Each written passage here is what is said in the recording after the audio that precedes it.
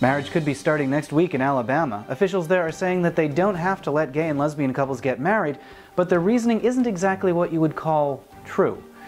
The marriage equality backlash is getting dangerous in Oklahoma with a proposed new law that would hand new victims to ex-gay predators. And the National Organization for Marriage thinks that they'll have an impact on the 2016 presidential election. For the American Foundation for Equal Rights, I'm Matt Baum, and welcome to Marriage News Watch for February 2nd, 2015.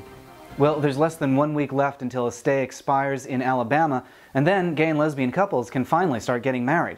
The state has asked the 11th Circuit to extend that stay while they appeal, and the court will rule on that request sometime this week.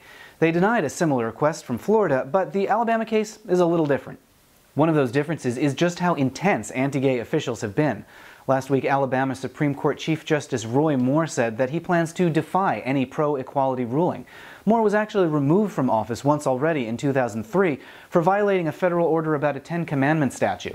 But then he was reinstated by voters in 2012. Now he says he will again ignore federal court rulings that he just doesn't like.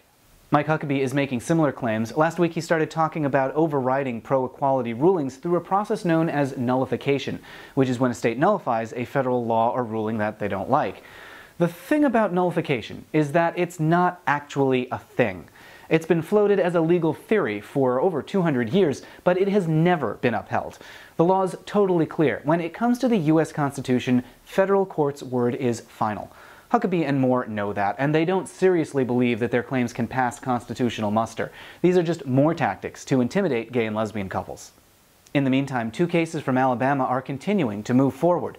The state appealed the pro-equality ruling from 2 weeks ago, and now a judge has ruled that the ban is unconstitutional in a second federal case. Meanwhile, Alabama's only openly gay legislator, Representative Patricia Todd, has said that if elected officials continue to oppose marriage equality, then she'll reveal which ones of them are having extramarital affairs. It's hard to say whether that would be a good move or a bad move. On one hand, it sure would deepen the divide between the two sides, but it's also a handy reminder that while their side can engage in intimidation tactics, our side can too. Speaking of intimidation, Oklahoma State Rep. Sally Kern withdrew a bill that would have allowed businesses to punish gay and lesbian couples by preventing them from doing business. But that's only because there are already a bunch of other bills in the works that would do essentially the same thing. Kern is still pushing something much worse, a bill that would give ex-gay predators access to more victims. Numerous states have already banned ex-gay abuse, but Kern's bill would be the first to protect it. Of course, every major medical organization in the country says that these practices are harmful, and a lot of this so-called therapy is actually just sexual assault, often of children. Kern's bill would not only protect these predators, but it would deliver new victims to them. This won't be the last we see of the anti-gay backlash to marriage equality, because lawsuits are still moving ahead in multiple states.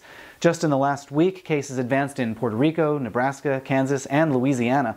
And the National Organization for Marriage managed to get a little attention for a moment when they announced that they'll ask the 2016 presidential candidates to sign a pledge to oppose the freedom to marry.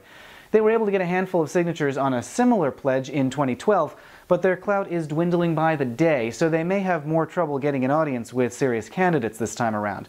That is, if the organization even still exists by this time next year.